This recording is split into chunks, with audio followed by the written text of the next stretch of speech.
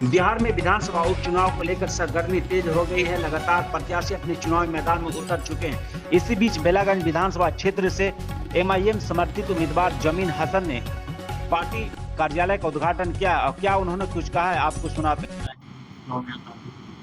देखिए, आज पूरा देश 78वां स्वतंत्रता दिवस मना रहा है। इसकी बहुत खुशी है हमें। देश को आज़ाद हुए 78 साल हो गए और बहुत सारे चीज़ में हमारे यहाँ काम हुआ देश के आज़ाद होने के बाद।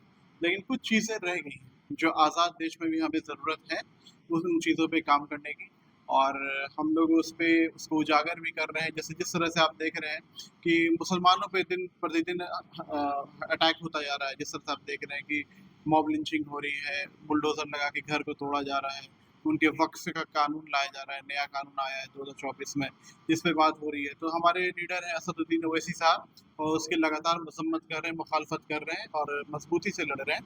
और इसी चीज़ को देखते हुए हम लोग भी मज़बूती से लड़ रहे हैं और तमाम मुसलमानों से अपील है कि इस वक़्फ़ कानून का पुरज़ोर विरोध करें, मुखालफत करें और इसको वापस होना है इंशाअल्लाह।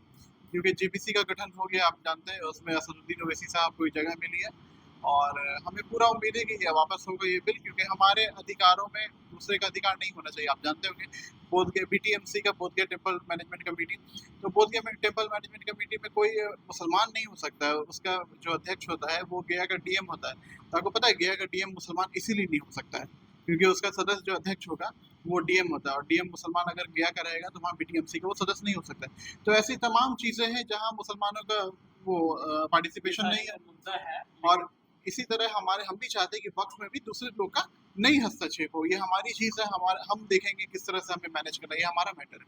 कहीं न कहीं उपचुनाव होने वाला बिहार में, बेलागंज है और इमामगंज। क्या बोलना चाहेंगे? और कहीं न कहीं आपका भी नाम आ रहा है। जी, बेलागंज में उपचुनाव होने जा रहा है और 35 साल की बदहाली को लोगों ने देखा है। जिस तरह से वहाँ पे बदहाली फैली है, कुछ काम नहीं हुआ है, सिर्फ़ क्या बोले हम, हर गाँव में कुछ लोगों को पकड़ा गया है और उन्हीं के वास्ते बस ये चुनाव जीतते गए हैं। तो मैं जनता के बीच में जा रहा हूँ और जनता का सेवक बन के जा रहा हूँ और इंशाअल्लाह मुझे पूरी उम्मीद है कि मैं वहाँ से चुनाव लड़ूँगा एआईएमआईएम के टिकट से, पतंग छाप से, और मैं निश्चित तौर पे जीत करके आऊँगा वहाँ से। मुसलमान का वोट लेना काफ़ी मुश्किल होगा और बैकवर्ड का। देखिए, कैसे आप करेंगे? क्योंकि मुसलमान हमेशा आरजेडी को देते आ रहे हैं। देखिए, मुसलमान हमेशा आरजेडी को देते आ रहे हैं, लेकिन आप इस चुनाव में देखिएगा 2024 में मुसलमानों ने गंगा पार की अगर बात करें नॉर्थ बिहार की, तो उस वक़्त उधर के लोग मुसलमानों ने बहुत नकारा आरजेडी को, तभी ऐसा रिज़ल्ट आया है। अभी तेजस्वी यादव का आप देख लेंगे कि हर प्रकोष्ठ की मीटिंग हुई, लेकिन किसी में नहीं गए। लेकिन मुसलमान अल्पसंख्यक प्रकोष्ठ की मीटिंग में गए क्योंकि उन्हें पता है कि मुसलमान का वोट उनका खिसक चुका है। और मैं तो ये कहता हूँ कि मुसलमान ही नहीं, अब उनका यादव का वोट भी खिसक रहा है। बेलागंज के 50% यादव हमारे साथ हैं। इसका मैं दावा करता हूँ। कहीं न कहीं लोग आप पे ये बोलेंगे कि सपोर्ट कर रहे हैं भाजपा को लड़के।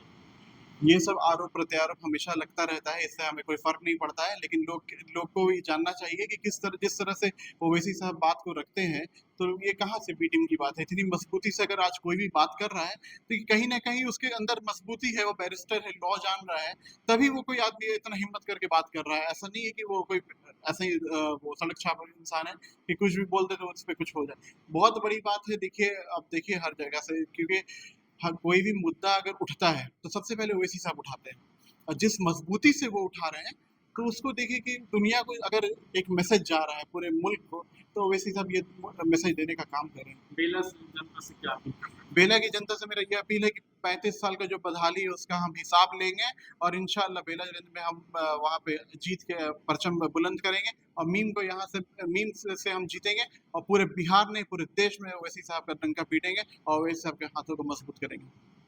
आप सभी को स्वतंत्रता दिवस की बहुत-बहुत शुभकामनाएँ। ख़ास तौर से मेरे बेलागंज के वासियों को भी स्वतंत्रता दिवस की बहुत शुभकामनाएँ। मेरा नाम मोहम्मद सामिन अली हसन है। धन्यवाद, शुक्रिया।